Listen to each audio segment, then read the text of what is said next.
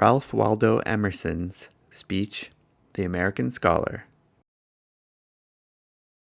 I hear with joy whatever is beginning to be said of the dignity and necessity of labor to every citizen.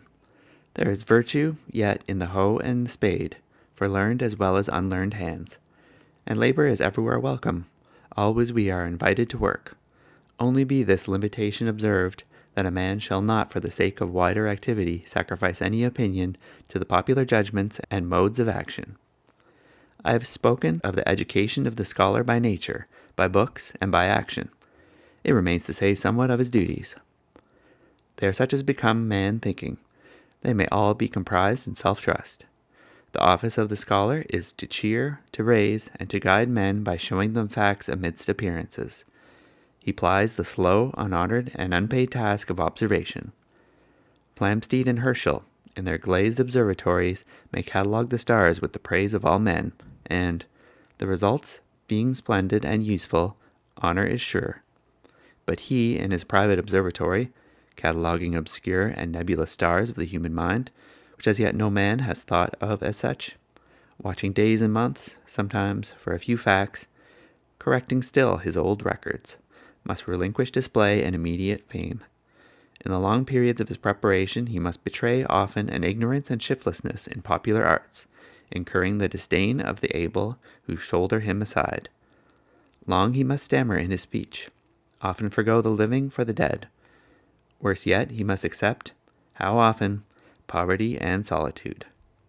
For the ease and pleasure of treading the old road, accepting the fashions, the education, the religion of society, he takes the cross of making his own, and, of course, the self-accusation, the faint heart, the frequent uncertainty and loss of time, which are the nettles and tangling vines in the way of the self-relaying and self-directed. And the state of virtual hostility in which he seems to stand to society, and especially to educated society. For all this loss and scorn, what offset? He is to find consolation in exercising the highest functions of human nature. He is one who raises himself from private considerations, and breathes and lives on public and illustrious thoughts. He is the world's eye. He is the world's heart. He is to resist the vulgar prosperity that retrogrades ever to barbarism, by preserving and communicating heroic sentiments, noble biographies, melodious verse, and the conclusions of history. Whatsoever oracles the human heart, in all emergencies, in all solemn hours, has uttered as its commentary on the world of actions, these he shall receive and impart. And whatsoever new verdict reason from her inviolable seat pronounces on the passing men and events of today, this he shall hear and promulgate. These being his functions, it becomes him to feel all confidence in himself and to defer never to the popular cry. He, and only he, knows the world. The world of any moment is the merest appearance. Some great decorum, some fetish of a government, some ephemeral trade, or war, or man, is cried up by half mankind and cried down by the other half, as if all depended on this particular up or down. The odds are that the whole question is not worth the poorest thought which the scholar has lost in listening to the controversy. Let him not quit his belief that a popgun is a popgun, though the ancient and honorable of the earth affirm it to be the crack of doom. In silence, in steadiness, in severe abstraction, let him hold by himself. Add observation to observation, patient of neglect, patient of reproach, and bide his own time. Happily enough, if he can satisfy himself alone, that this day he has seen something truly. Success treads on every right step. For the instinct is sure that prompts him to tell his brother what he thinks. He then learns that, in going down into the secrets of his own mind, he has descended into the secrets of all mankind. He learns that he who has mastered any law in his private thoughts is master to that extent of all men whose language he speaks, and of all into whose language his own can be translated. The poet, in utter solitude, remembering his spontaneous thoughts and recording them, is found to have recorded that which men in crowded cities find true for them also. The orator, distressed at first the fitness of his frank confessions, his want of knowledge of his person he addresses, until he finds that he is the complement of his hearers, that they drink his words because he fulfills for them their own nature. The deeper he dives into his privatest, secretest presentiment, to his wonder he finds this is the most acceptable, most public, and universally true. The people delight in it. The better part of every man feels, this is my music, this is myself. In self-trust, all the virtues are comprehended. Free should the scholar be, free and brave, free even to the definition of freedom, without any hindrance that does not arise out of his own constitution, brave, for fear is a thing which a scholar, by his very function, puts behind him. Fear always springs from ignorance.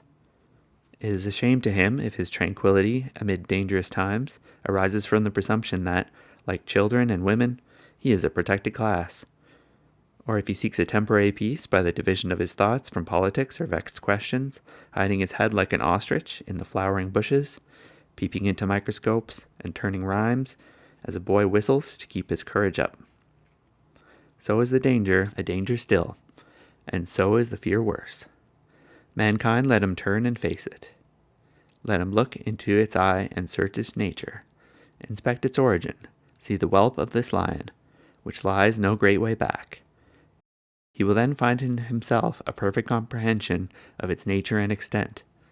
He will have made his hands meet on the other side, and can henceforth defy it, and pass on superior.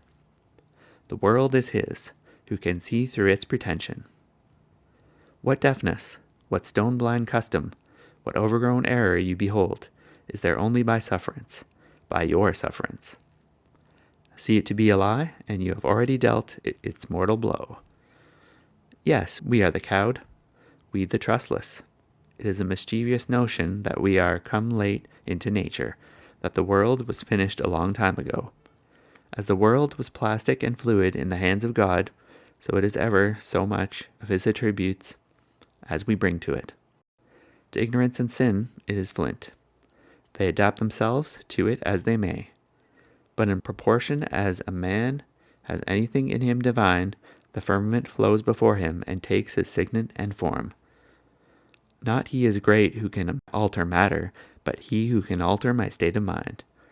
They are the kings of the world who give the color, their present system, to all nature and all art, and persuade men by the cheerful serenity of their carrying the matter. And this thing which they do is the apple which the ages have desired to pluck, now at last ripe, and inviting nations to the harvest. The great man makes the great thing. Wherever MacDonald sits, there is the head of the table. Linnaeus makes botany the most alluring of studies, and wins it from the farmer and the herb woman. Davy, chemistry, and Cuvier, fossils. The day is always his who works in it with serenity and great aims. The unstable estimate of men crowd to him whose mind is filled with a truth, as the heaped waves of the Atlantic follow the moon. For this self-trust, the reason is deeper than can be fathomed, darker than can be enlightened. I might not carry with me the feeling of my audience in stating my own belief, but I have already shown the ground of my hope in adverting to the doctrine that man is one. I believe man has been wronged. He has wronged himself. He has almost lost the light that can lead him back to his prerogatives. Men are become of no account. Men in history, men in the world of today are bugs, are spawn, and are called the mass and the herd. In a century, in a millennium, one or two men, that is to say, one or two approximations to the right side of every man. All the rest behold in the hero or the poet their own greed, green and crude, being ripened.